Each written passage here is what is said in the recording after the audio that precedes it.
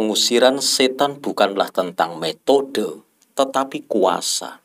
Sabda Tuhan mengatakan, sebab kerajaan Allah bukan terdiri dari perkataan, tetapi dari kuasa. Setan tidak takut dengan metode.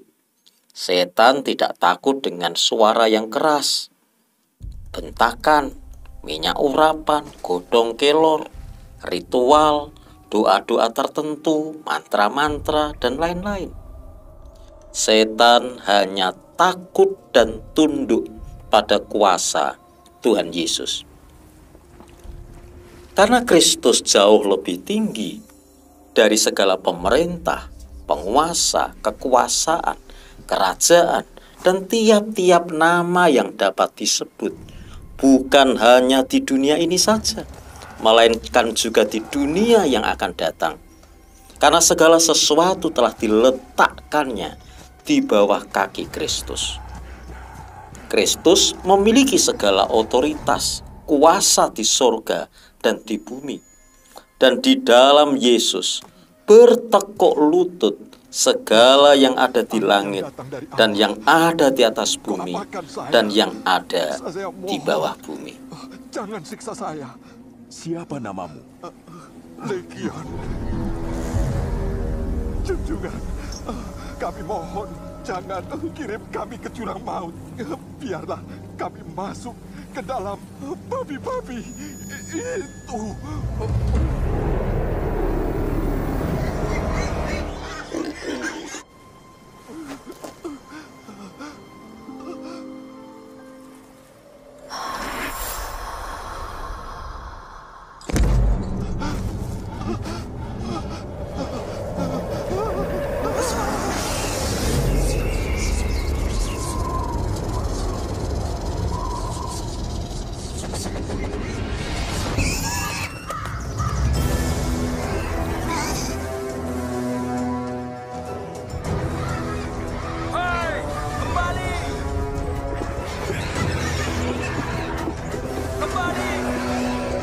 Berhenti!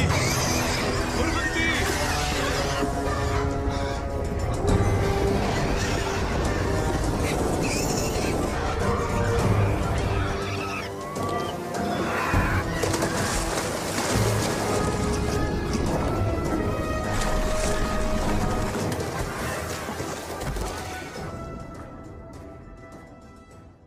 Sekarang, wewenang penuh, otoritas dan kuasa Tuhan Yesus itu dipercayakan kepada setiap orang percaya. Mereka bertindak mewakili dan atas nama Tuhan Yesus untuk menyatakan kerajaannya datang dan kehendaknya diberlakukan di bumi ini. Orang percaya sekarang menjadi tubuh Kristus yang bergerak, beraktivitas, berelasi dan bersentuhan dengan dunianya, menaburkan nilai-nilai kebaikan, karakter unggul, moralitas, dan perbuatan baik Allah dengan kasekten, kuasa, dan wibawa Tuhan. Termasuk di dalamnya menyembuhkan orang sakit dan mengusir setan-setan dalam nama Tuhan Yesus.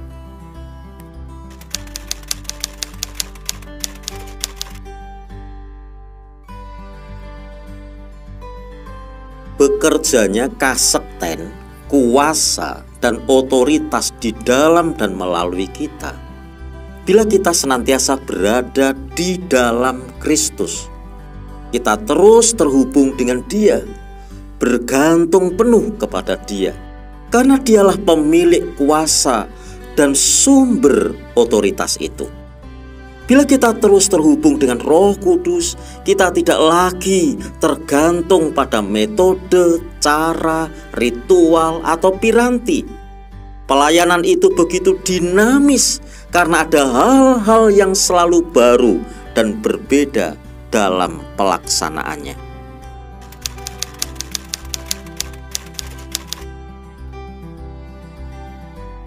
Saya mau membagikan dua pengalaman dalam mengusir setan. Seperti pengajaran sebelumnya, cara paling cepat agar kita mendengar suara Tuhan adalah dengan terus bertanya dan meminta bimbingannya. Setelah itu taati. Saya sedang santai, bercelana pendek, berkaos dalam, dan telepon masuk. Ada seseorang mau main ke rumah. Sejam kemudian datang satu mobil penuh penumpang. Saya masih mengamati. Rupanya mereka membawa seorang gadis untuk masuk ke rumah. Tenaganya sangat besar. Suaranya melengking-lengking, sehingga orang-orang yang mengikuti kewalahan. Sejujurnya saya tidak tahu apa yang harus saya lakukan. Penelepon tidak memberitahu kalau dia akan membawa orang yang kerasukan setan. Sementara mereka terus berjuang membawa gadis tersebut masuk ke rumah. Saya masuk ke kamar.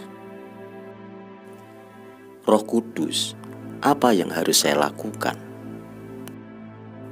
Saya diam menanti-nantikan Tuhan. Beberapa saat ada suara lembut, perintahkan untuk sadar. Saya keluar kamar menuju ke halaman rumah. Pada saat yang sama gadis tadi sudah dibawa sampai ke halaman. Saya menanyakan pada pengiring siapa nama gadis tersebut. Saya panggil namanya. Dalam nama Tuhan Yesus saya perintahkan engkau sadar. Sesaat gadis itu tersadar. Kaget kok diikuti banyak orang. Segera saya minta para pengiring ngobrol di ruang tamu, sementara saya minta izin melayani konseling pemulihan pada gadis ini. Puji Tuhan, gadis ini dipulihkan dalam waktu sangat cepat.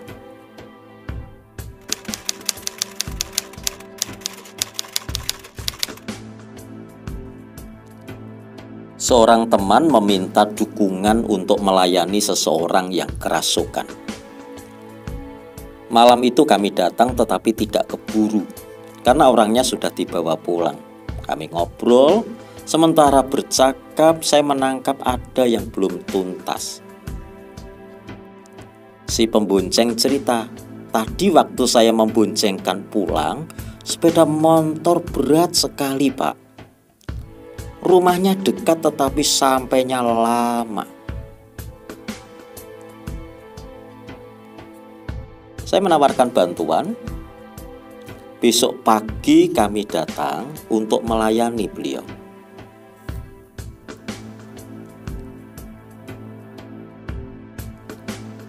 Kami pulang, mengambil waktu untuk berdialog dengan Tuhan.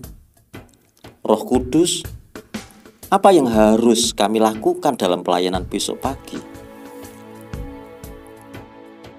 Seperti biasa kami hening menunggu sampai suara lembut muncul. Besok bawa gitar, kamu hanya menyembah saja. Pagi itu ketika kami menyalami orang tersebut, dia mulai marah dan bermanifestasi.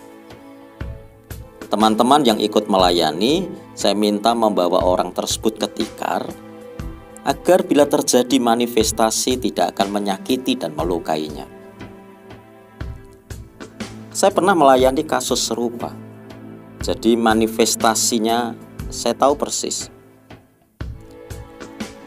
Kali ini saya hanya menyembah Tuhan, seperti yang saya lakukan ketika menyembah Tuhan di rumah. Saya menikmati waktu penyembahan itu sampai orang yang bersangkutan pulih. Segera kami melakukan pelayanan konseling pemulihan dan orang itu dipulihkan.